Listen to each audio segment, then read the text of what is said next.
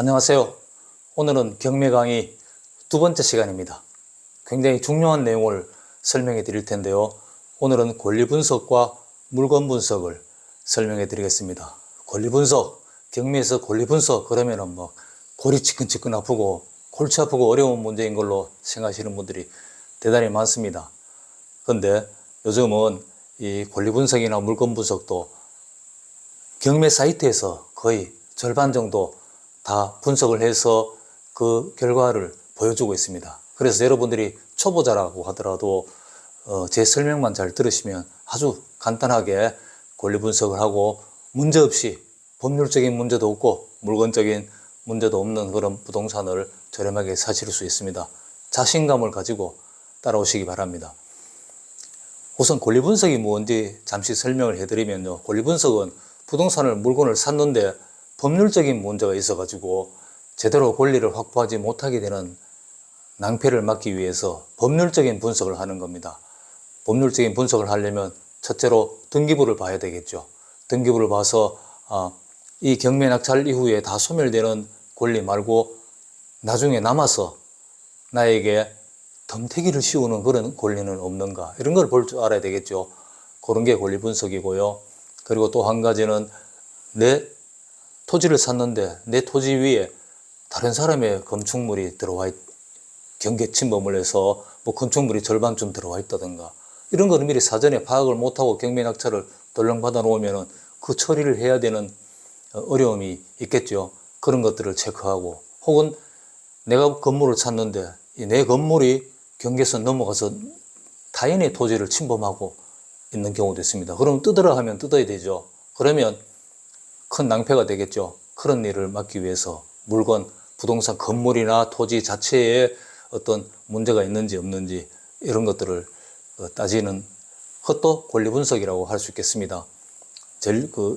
지금 기본적으로 건물이 내 땅 안에 있는가, 내 땅 안에 타인의 건물은 없는가, 이런 것들을 따지는 것까지도 권리 분석이라고 할 수 있겠어요. 그 다음에 물건 분석이라고 하는 거는 토지를 샀는데 이 토지의 경사도가 어느 정도나 되는가, 활용도가 있나, 토지는 어떤가, 농사를 지으려고 땅을 사려면 그 땅이 농사 짓기에 적당한 땅인지 이런 걸 알아야 되겠죠. 혹은 건축을 하려고 땅을 산다면 이 땅이 건축을 하기 위해서 여러 가지 제재를 받고 있는 땅은 아닌가, 이런 것들을 관련 법규들을 뒤지고 현 상황을 체크하고 해서 파악하는 것을 물건 분석이라고 합니다. 조금 넓게는 주변 환경이 어떤가, 혐오시설 같은 건 없나, 마을은 좀 사람 살만한 마을인가, 이런 것들을 다 체크를 해야 되겠죠, 미리. 이런 것들이 물건 분석인데요.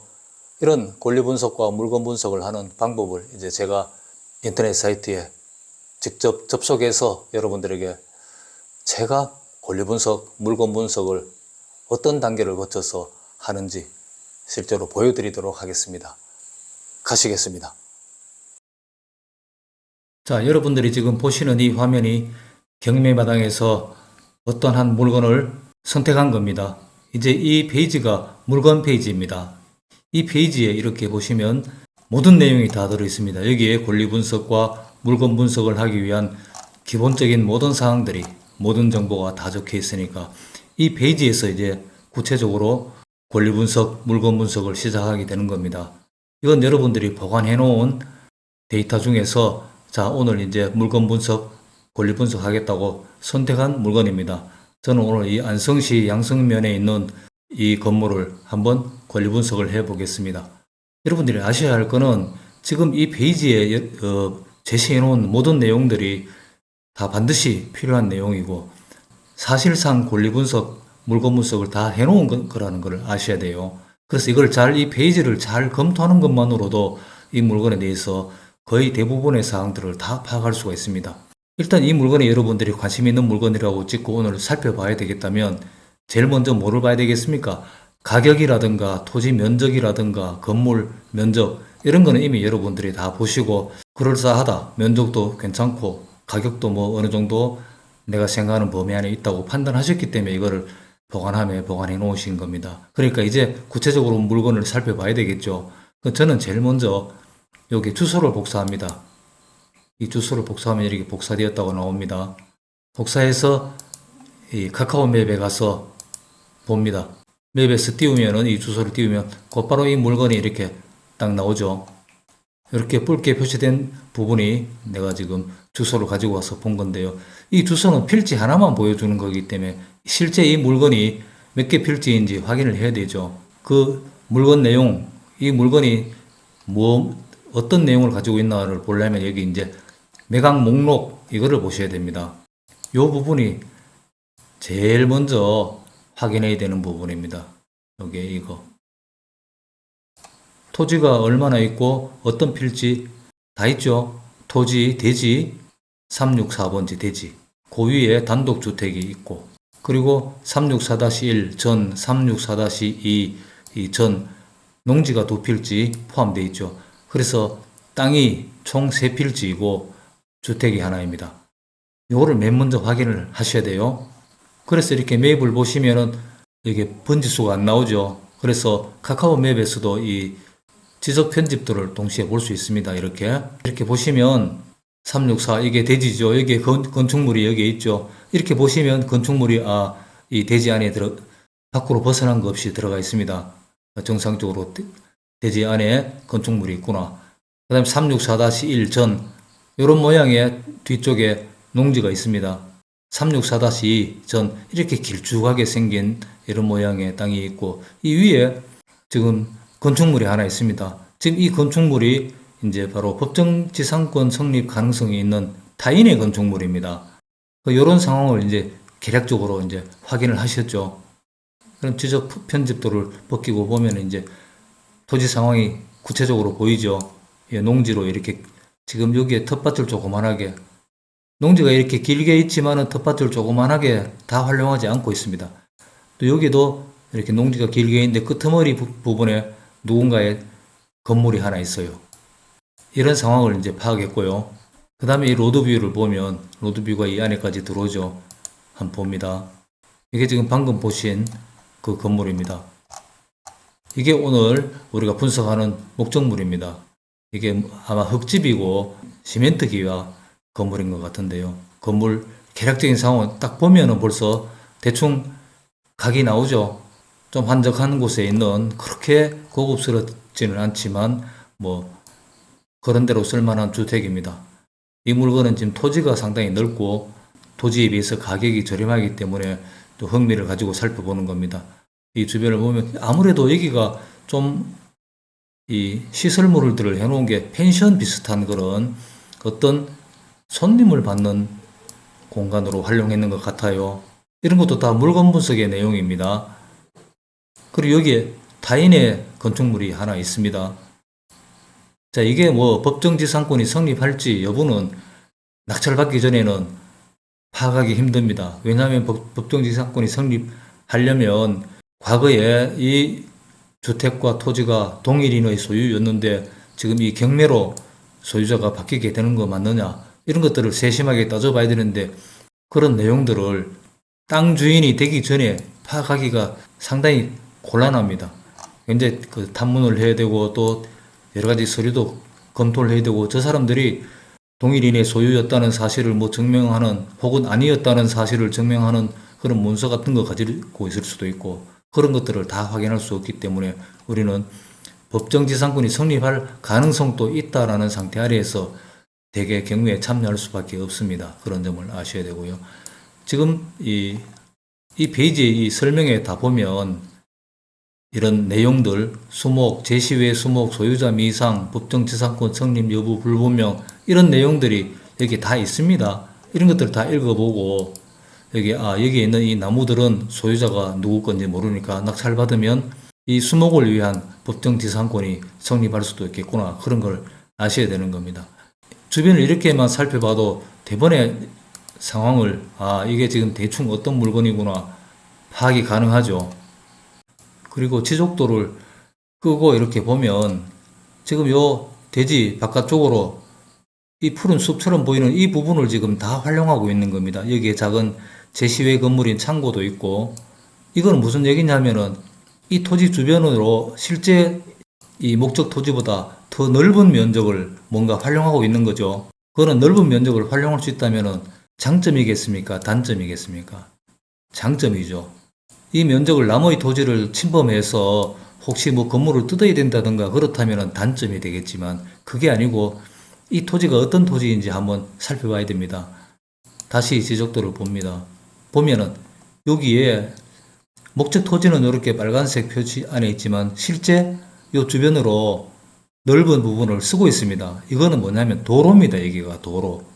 아하, 이 도로를 쓰고 있으면은 도로는 지금 다른 어떤 타인의 농지라든가 뭐 대지라든가 그런 게 아니기 때문에 쓸 수만 있다면 괜찮은 거죠. 근데 이 도로를 누군가가 막 통행을 해야 되고 그런 것 같으면 못 쓰겠죠. 근데 주변 상황을 보면 지적 편집도를 끄고 보면은 아무것도 없죠. 지금 목적 토지가 여기까지 있는데 이쪽으로 아무것도 없어요. 여기 그냥 숲이 이렇게 우거져 있고 이쪽은 임야입니다. 그러니까 이 주변에서 이 토지를 너네 땅 안에서만 활동해라 하는 그런 제약이 없고 느슨한 곳입니다. 이 토지들을 위해서도 이 도로가 사용될 수 있겠지만 이 토지들은 앞에 널찍한 멋진 포장도로가 있는데 이 길을 왜 쓰겠습니까? 그러니까 이 사람은 지금 다른 사람들이 쓰지 않는 이 공간을 아주 널찍하게 차지하고 실제 자기 면적이 380여 평이나 되지만 그보다 훨씬 더 넓은 땅을 활용하고 있는 겁니다. 그래서 이 토지가 이 물건이 가치가 있다고 제가 이제 판단을 하는 겁니다. 여러분들도 이런 물건 분석을 하실 때 이렇게 이 지적도도 보고 이 사람들이 이 목적물이 어디까지인데 실제로는 어떤 식으로 활용되고 있는가 이런 것들을 다 보는 게 권리분석, 물건 분석인 겁니다. 다시 한번 이 로드뷰 영상을 보시면 이 영상만 가지고도 거의 대부분을 다 파악할 수 있죠. 실제 이 토지는 이 나무 근처까지밖에 아니에요. 근데 이 나무 바깥쪽으로 이렇게 벤치를 놓고 창고도 만들어 놓고 굉장히 넓은 면적을 쓰고 있는데 누가 방해할 만한 사람이 전혀 없습니다. 그러면 이건 실제 낙찰받는 면적보다 넓은 면적을 쓰는 좋은 물건인 겁니다. 이렇게 제가 지금 방금 살펴본 건 물건 분석을 거의 다 한 겁니다. 실제 현장 임장하기 이전에 우리가 파악해야 될 물건 분석을 이미 다 한 겁니다. 이제 농지 취득 자격 증명이 필요하다. 이런 부분은 제가 전에 설명을 드렸지만 경매로 농지 취득 자격 증명이 필요한 물건을 사시려면 2주나 3주 전에 미리 사전 신청을 해서 농지 취득 자격 증명을 받아놓고 시작하는 게 좋습니다. 여기 입찰 기일인 D-13 이렇게 나오죠. 이런 식으로 입찰 기일이 충분한 지금 이 상태에서는 지금 도전하기에 너무 급하죠. 충분한 물건들을 찾아서 미리미리 준비를 해야 경매 입찰에서 성공할 수 있습니다. 자, 그럼 여기에 토지 면적, 건물 면적이 나오는데 여러분들이 물건 분석을 하실 때는 이 매각 목록 자체를 정확하게 점검을 해야 됩니다. 대지가 몇 평이구나. 470제곱미터. 지금 이런 내용들은 지금 여기 대법원 매각 명세서에 있는 내용을 일로 옮긴 겁니다.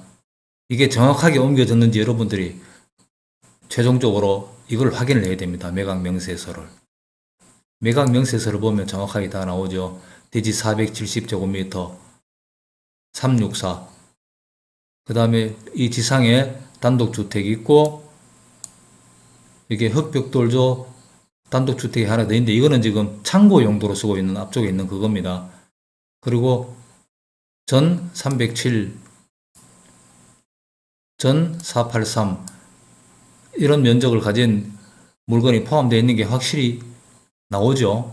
요걸 최종적으로 다 확인을 하시고 이 부분을 또 살펴봐야 됩니다. 일괄매각. 이거는 제시외 건물, 평가에서에 나오는 제시외 건물들 이런 것들을 다 포함해서 한꺼번에 매각 목록에 나온 걸 한꺼번에 매각한다는 겁니다.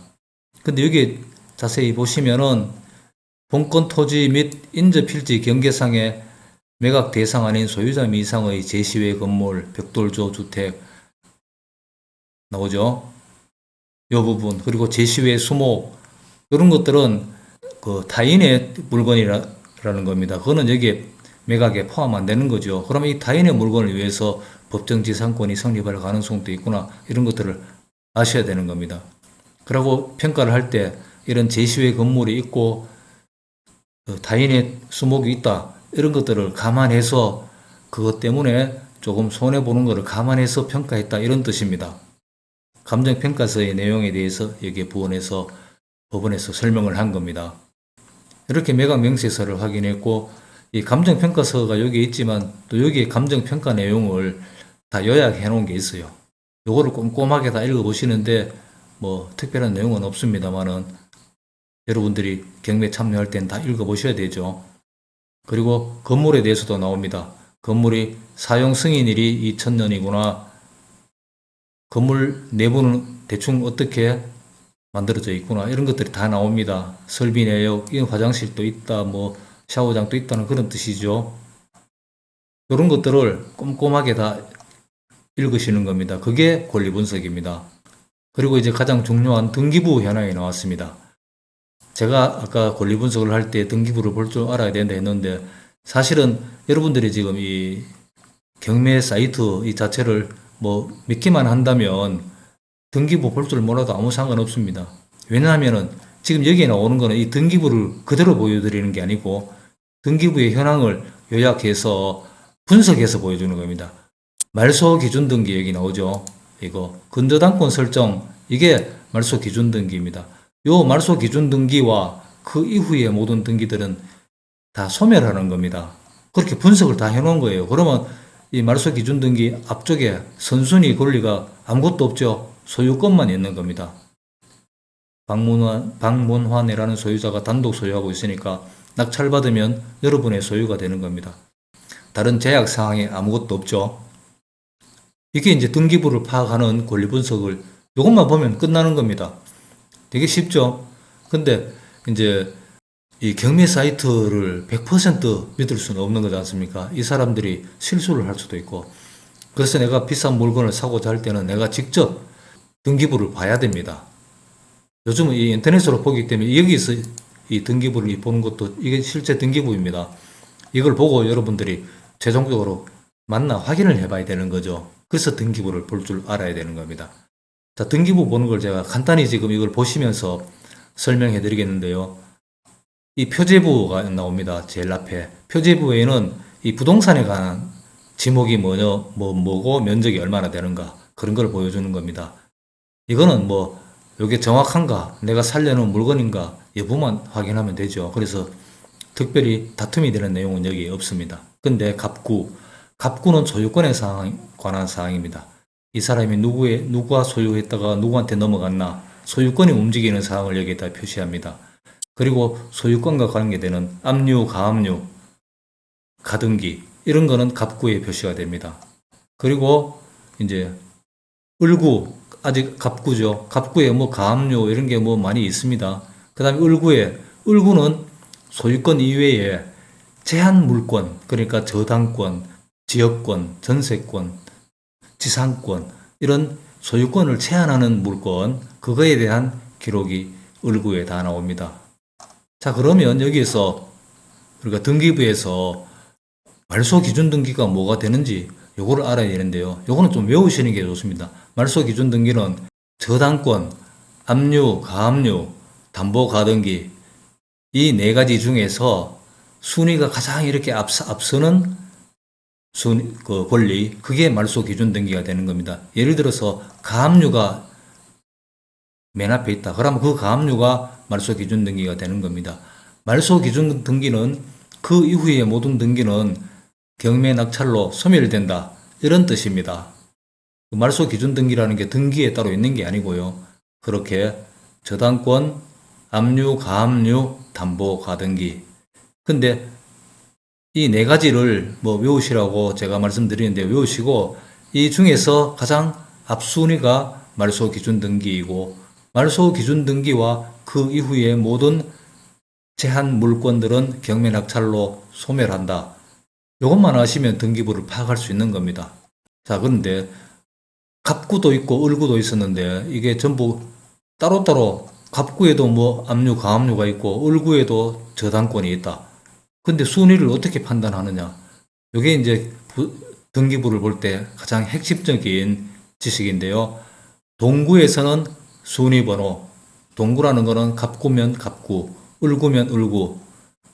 그런 같은 구에서는 순위번호 1, 2, 3, 4 이렇게 나가죠. 순위번호가 그 서열을 정하는 기준이고 별구, 예를 들어서 갑구와 을구에 따로따로 가압류가 있고 저당권이 있다. 그러면 이 순위를 어떻게 확인하느냐? 그거는 접수번호로 이 순번호를 정합니다. 접수번호가 앞서는 게 가장 앞서는 겁니다. 아시겠죠? 동구에서는 순위번호, 별구에서는 접수번호. 그렇게 따지면은 순번호를 찾을 수 있습니다. 그런데 이거는 그건 지식으로 알고 계시면 되고, 실제로는 등기부 현황을 이렇게 딱 요약해서 보여줍니다. 근저당권, 요게 말소 기준 등기. 뒤로 다 소멸하네. 이런 문제 없는 겁니다. 이 소유권만 남아요. 아시겠죠? 요 말소 기준 등기는 우리가 임차권을 볼 때도 임차인이 여기는 없죠. 임차인이 있더라도 임차인이 여기에 전입 확정 일자가 나옵니다. 그 일자가 이 말소 기준 등기 일자보다 늦으면 아무 상관없는 겁니다. 임차권이 이 말소 기준 등기보다 앞에 있으면, 그러니까 2004년이 아니라 2003년에 그 임차 전입한 사람이 하나 있다. 그러면 그 임차인은 떠안게 되는 겁니다. 파악하는 게 쉽죠? 말소 기준 등기를 기준으로 임차인도 파악하시면 됩니다. 그럼 여기에 이 페이지에서 지금 권리 분석을 다 한 겁니다. 저당권 이 뒤로 다 소멸하니까 등기부 문제 없고, 임차인 없으니까 문제 없고, 문제가 되는 건 이 지상권, 제시외 건물과 수목을 위해서 법정 지상권 성립하는가. 법원에서는 이걸 실체 판단을 안 해줍니다. 여러분들이 파악을 해야 되는데요. 이런 경우에는 제가 다음에 법정 지상권 문제에 대해서 별도로 강의를 하겠지만요. 이런 경우 내 토지 위에 타인의 토지가 있다. 타인의 건물이 있다. 법정 지상권이 성립할지 안 할지 모르는데, 성립해도 그만이고 성립 안 해도 그만입니다. 성립 안 하면 뜨더라 하면 되고, 성립하면 지료를 내라 하면 됩니다. 이 경우에는 돼요. 왜 되냐면 이 건물이 있다고 해서 이 물건 전체에 내가 주택을 쓰고 뭐 땅을 쓰는데 큰 지장이 있는 게 아니고, 지료를 좀 받는다면 그 이익이다 이렇게 생각하고 충분히 살 수 있는 물건이기 때문에 괜찮은 겁니다. 근데 집이 빡빡한데 땅은 조그만하고 나무 집이 이렇게 코앞에 예를 들어서 이런 창고처럼 있는데 이게 법정 지상권이 성립한다. 그러면 문제가 심각하겠죠. 그럼 그런 물건들은 불편하니까 안 사겠다 이렇게 판단할 수 있는 겁니다. 이거는 개개의 물건에 따른 여러분들의 판단에 달린 거지, 이 법률적인 문제가 복잡해서 그런 건 아닙니다. 법정 지상권 문제는 나중에 다시 제가 강의를 한번 만들겠습니다. 이렇게 권리 분석 이제 다 된 겁니다. 이 현황조사 문제, 이것도 여러분들이 한번 이렇게 살펴봐야 됩니다. 현지에서 마주친 채무자가 세입자는 없다고 진술했고, 이게 중요하죠. 이 임차인이 없다는 것을 확실하게 이 집행관이 현지에 가서 확인한 겁니다. 이제 그 다음에 여러분들이 현지에 가셔서 확인을 해야 되겠죠. 처음 그 강의에서 말씀드렸듯이 대법원 상세, 매각 명세서, 감정평가서 그런 거 일일이 다 열어보고 자세하게 감정평가서를 이렇게 보시면, 지금 세세하게 평가한 거를 다 봐야 될 필요가 있을 때도 있겠지만 대개는 그런 건 별 필요가 없고, 이 지적, 이걸 보는 겁니다. 이 사람들이 건물이 이 지적 속에 어떤 위치에 건물이 있고 어떤 게 본 건물이고 어떤 게 제시외 건물인가, 이런 거를 다 해놓고 그림으로 그려놓습니다. 미음 요거죠. 요게 법정 지상권이 성립할 가능성이 있는 타인의 건물, 이런 그림들을 다 보고 세부적인 사항을 확인할 때, 그리고 내부 설계 도면 같은 것도 되게 포함시킵니다. 방이 어떻게 들어있고 현관이 어디에 있고 화장실, 이런 식으로 방 구조, 정확한 구조, 이런 게 감정평가서에 다 나옵니다. 이런 식으로 감정평가서는 이 물건을 분석할 때 확인을 하는 겁니다. 세부적인 사진들도 이렇게 다 포함되어 있어요. 이 부분에 나오는 사진이 다 감정평가서에 있는 사진입니다. 이 사진도 다 이렇게 한 번씩 열어보면 되겠죠. 그 다음에 또 하나 중요한 게 있죠. 다른 법률적인 제약사항이 없는지 토지 이음에서 확인을 해야 됩니다. 정확한 지적도도 토지 이음에서 다 볼 수 있어요. 여기 보면은 지금 364번지 이건 대지입니다. 면적 나오죠. 개별 공시지가 15만 2천원. 도시지역이고 자연녹지지역이죠. 자연녹지지역이면은 뭐 건축물은 지을 수 있지만 건폐율은 20% 그런 정도는 이제 파악이 되죠. 아, 토지 위에 건물을 빡빡하게 지을 수는 없구나. 지금 이런 물건 같은 경우는 농촌 지역, 시골 지역에 있는 물건이니까 누가 그 땅 위에 건축물 빡빡하게 지을 그런 계획 같은 건 안 하겠죠. 그러니까 별 문제 없는 겁니다. 가축 사육 제한 구역이고 이런 다른 법령에 따른 제한 같은 거를 이 토지 이음에서 확인하는 겁니다. 그리고 이 지적도는 정확한 지적도, 카카오 맵이라든가 네이버 지도에서 보는 지적도하고 비교했을 때 이건 신뢰도가 더 높은 지적도입니다. 이렇게 지적도를 크게 만들어서 정확하게 토지 모양이라든가 주변은 전부 임야이죠. 뒤쪽에 임야이고 앞쪽에 이게 도로이고 지금 이 도로를 사실 내 땅처럼 쓰고 있다. 그게 이 물건의 굉장히 큰 장점입니다. 이런 주변 상황들, 이런 도로가 이렇게 어떻게 연결되는지 이런 것들을 지적도를 가지고 확인하는 겁니다. 이렇게 이 정도로 확인했으면 이제 구글 어스를 한번 보겠습니다. 주변 환경이나 어떤 지형이나 이런 게 전반적으로 한눈에 파악하기 좋도록 이렇게 주변에 농경지가 앞쪽에 있고 여기에 축소가 하나 있네요. 이런 것들을 쉽게 확인할 수가 있습니다. 뒤쪽에 또 도로가 지나가는데 도로는 한적한 도로처럼 보이네요. 그리고 이 도로까지는 약간 거리가 있고 숲이 가로막고 있고 그래서 이 도로는 큰 문제가 안 될 것 같고 앞에 농경지가 있으니까 뭐 시원하게 툭 터졌으니까 괜찮은 것 같아요. 이 진입하는 도로도 깨끗하고 자 이렇게 앞쪽에 요 축사가 하나 있다. 이게 주변 혐오시설이라고 말할 수 있겠는데요. 그런 측면이 조금 안 좋고 주변은 전반적으로 넓은 농경지 가운데 지금 약간의 녹지대 근처에 지금 의지해 있는 물건입니다. 조금 더 이렇게 크게 보면 약간 외따른 그런 집이라고 봐야 되겠습니다. 자, 이렇게 이 지형을 보면서 조금 더 축소해 보면은 저수지도 있고 가까운 곳에 이런 녹지대 산도 조금 보입니다. 더 이렇게 축소하면 이 금강하구가 보이네요. 대충 이렇게 지역적인 환경, 상황 이런 것들을 구글 어스, 지형을 보는 지도 이걸 가지고 저는 파악을 합니다. 자, 이 정도면은 이 물건에 대해서 웬만한 사항은 다 파악을 했습니다.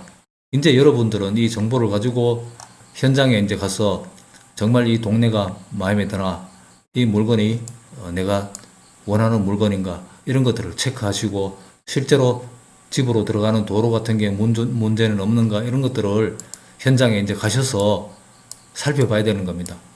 지금 여기 사진으로 이렇게 살펴보는 것과 실제도 가보면 분위기가 많이 다를 수 있거든요. 그렇게 하신 다음에 이제 마음속으로 얼마에 내가 입찰할 건가 이런 걸 정한 다음에 경매장에 가는 겁니다. 이게 오늘 권리 분석, 물건 분석 설명해 드렸습니다.